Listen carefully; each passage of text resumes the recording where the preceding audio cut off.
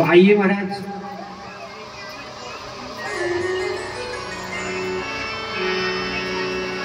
राम कथा में प्रवेश करते हैं। देखिए, राम कथा सुनने से जीवन सुलभ होता है, जीवन जीने की कला सिखाती है राम कथा। और भागवत कथा मृत्यु को सुंदर बनाती है। प्रेम से बोली राधे राधे।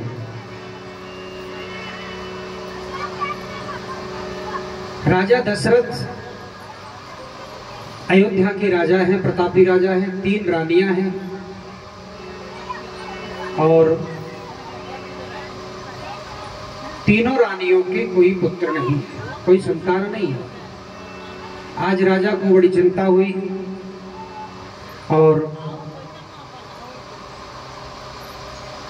आज दशरथ जी सीधे अपने गुरु के आश्रम में जाते हैं।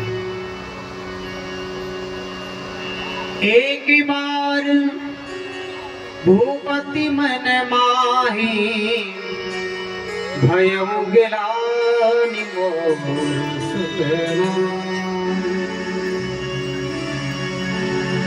एक बार भूपति मन माही, भूपति यानी राजा, भू यानी पृथ्वी, पृथ्वी की पति, पृथ्वी के सम्राट। एक बार भूपति मन माही, मन के अंदर भयउ गिलानि मोरे सुत नाहि, गिलानि यानी चिंता हुई। बोले मेरे घर में सुत नहीं है, पुत्र नहीं है, क्या करें, मेरे बाद में राजगद्दी पर कौन बैठेगा। तो जैसे ही मन में चिंता हुई तो क्या किया, बोले गुरु गृह गया तुरंत महिपाला, चरण लागी कर विनय विशाला। राम सिया राम जय जय राम, राम सिया राम जय जय राम। एक बार भूपति मन माही भयउ गिलानि मोरे सुत नाहि। राम सिया राम जय जय राम, राम सिया राम जय जय राम। गुरु गृह गया तुरंत महिपाला, विनय चरण लागी कर विनय विशाला। राम सिया राम जय जय राम, राम सिया राम जय जय राम।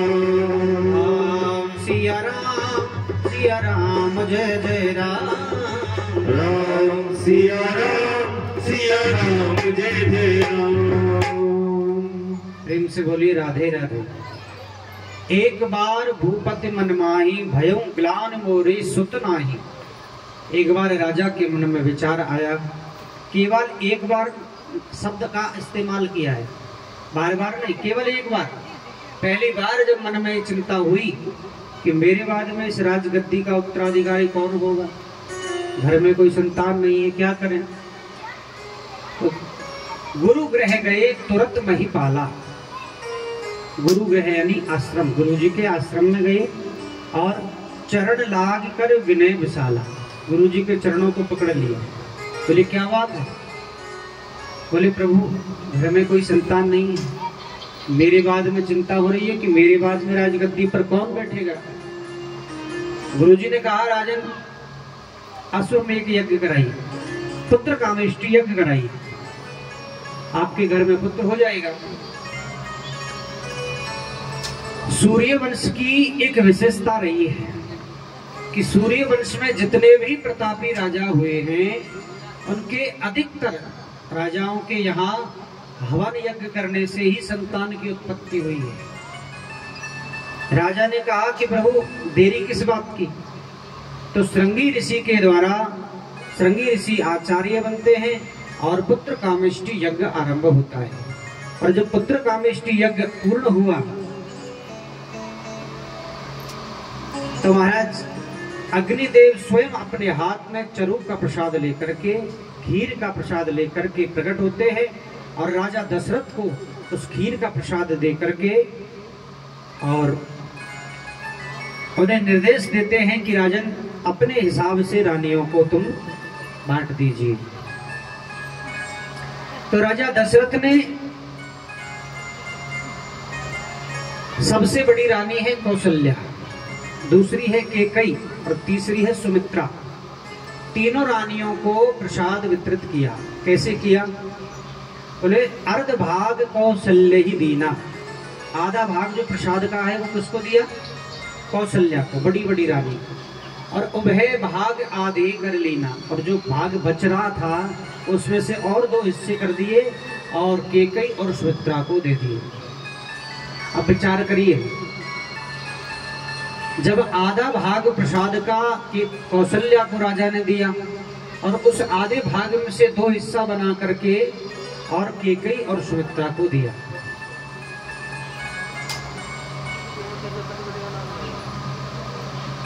अब विचार करिए, जैसे 1 रुपए में से 50 पैसा दे दिया किसको?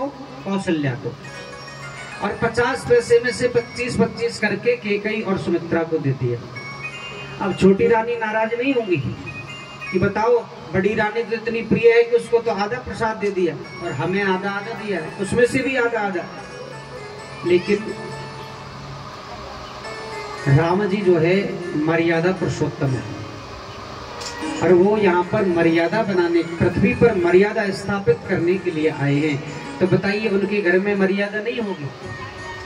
बड़ी रानी जो कौशल्या है उसने विचार किया कि राजा ने तो प्रसाद बांट दिया, अब पता नहीं क्या हिसाब से बांटा कि बड़ी रानी को आधा दे दिया।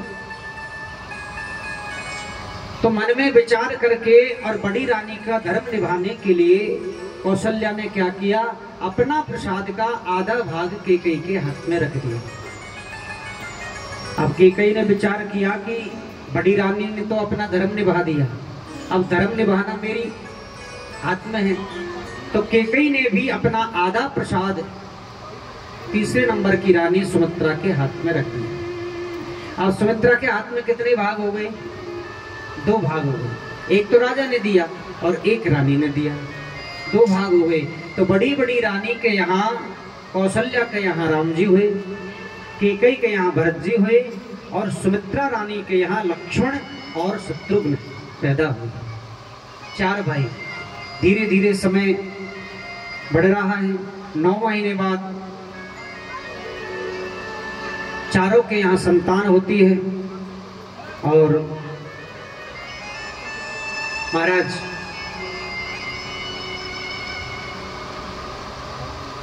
आज राजा दशरथ इतने प्रसन्न हुए कि पूरे अवधपुर में बधाइयां लुटी जा रही है। अनेकों आ रहे हैं, अनेकों जा रहे हैं। राजा ने भंडार खोल दिया। तो आइए एक छोटा सा भजन हम भी बधाई का गा लेते हैं।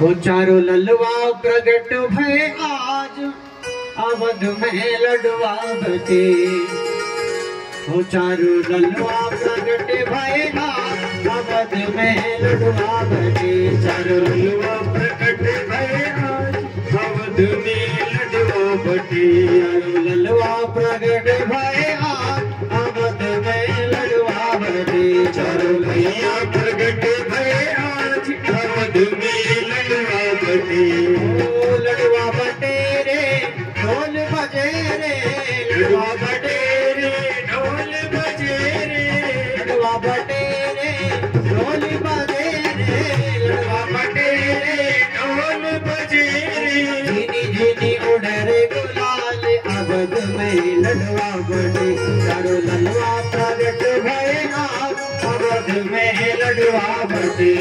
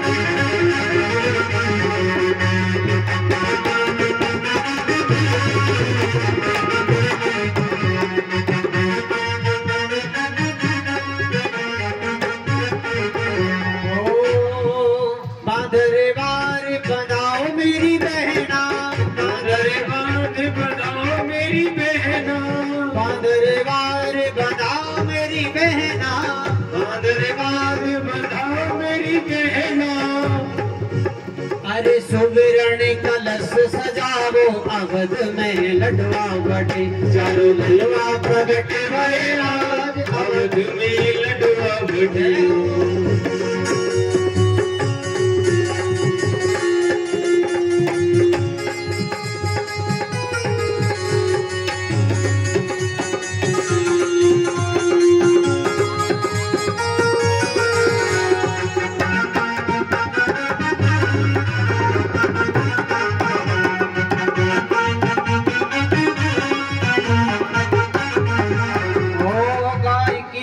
दूध की खीर बनावो, गाय के दूध की खीर बनावो, गाय के दूध की खीर बनावो।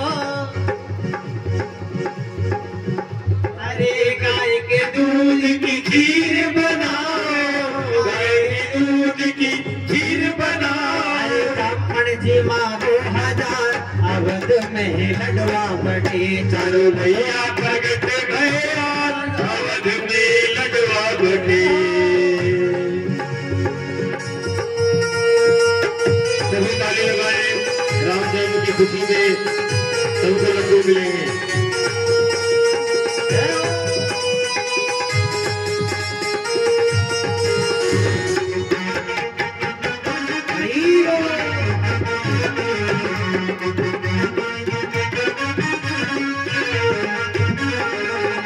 चारों ललवा प्रगट भये आज अवध में लडवा बटे। चारों ललवा प्रगट भये आज अवध में लडवा बटे। अवध में लडवा बटे। अवध में लडवा बटे। अवध में लडवा